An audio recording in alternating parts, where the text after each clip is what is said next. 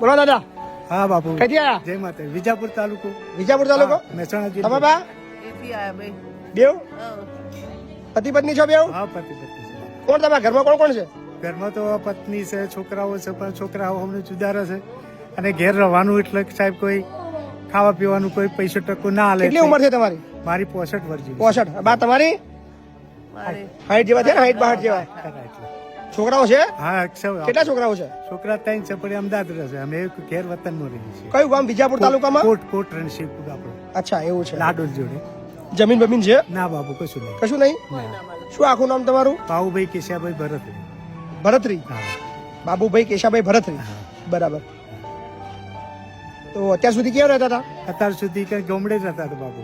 જમવાનું ને બધું કેમનું હેડ થતું તમારું? આજુ હાલ તો કોઈ ના હાલ ને એવું બધું કકરાટ થવા માંડ્યો ને. બરાબર. એટલે પછી અમે કીધું હેડો આ બાપુનો વિડીયો જોયો તો કીધું ઈ કઈ જઈએ અને એક વખત સ્કૂલમાં છોકરાને મૂકવા આવ્યા તો જોયું હતું. બરાબર. એટલે પછી કીધું પેલા એક વખત આયેલા છો અહીં? હા એક વખત આવેલો હતો. જોયેલી છે જગ્યા? હા જગ્યા જોયેલી હતી. બરાબર બરાબર. કીધું હેડો સરસ. જઈએ ત્યાં. શું બા તમારું નામ શું કીધું? નંદાબેન. નંદાબેન. છોકરા રાખતા નહીં? ના સાહેબ. શું કે છે? શું કે જતો રહો કેવાય ના જોઈએ હોય તો. ના જો એમ કે છે? હા છોકરા મોટા કરવાનું સારું આવું બધા વિચાર છે. આવો જો વિડીયો બધા મેલશું આપણે રોજ તો બધા છોકરા મોટા કરતા બી વિચાર કરશે. નાના છોકરાઓને આપણે કેટલું દુઃખ વેઠીને મોટા કરીએ છીએ. તમારા જીવનમાં એવો કોઈ કિસ્સો તમારા બાળક માટે તમે બહુ તકલીફ વેઠી હોય એવો કોઈ યાદગાર સાહેબ. શું કિસ્સો છે? હવે કિસ્સો એવો હતો કે નાના બાળકોને મોટા કર્યા પણ તોય અમને પરણાયા પણ થયા. બધું છોકરાનું બધું સારું છે પણ છતાં રાખવા તૈયાર નથી. ત્રણ છોકરા છતાં બી તમારા વૃદ્ધાશ્રમમાં જવાની વારી આવી. હા એમાં હા બધા વિચાર્યું હતું આવું કે વૃદ્ધાશ્રમમાં જવું પડશે 3 છોકરા મોટા કરીને?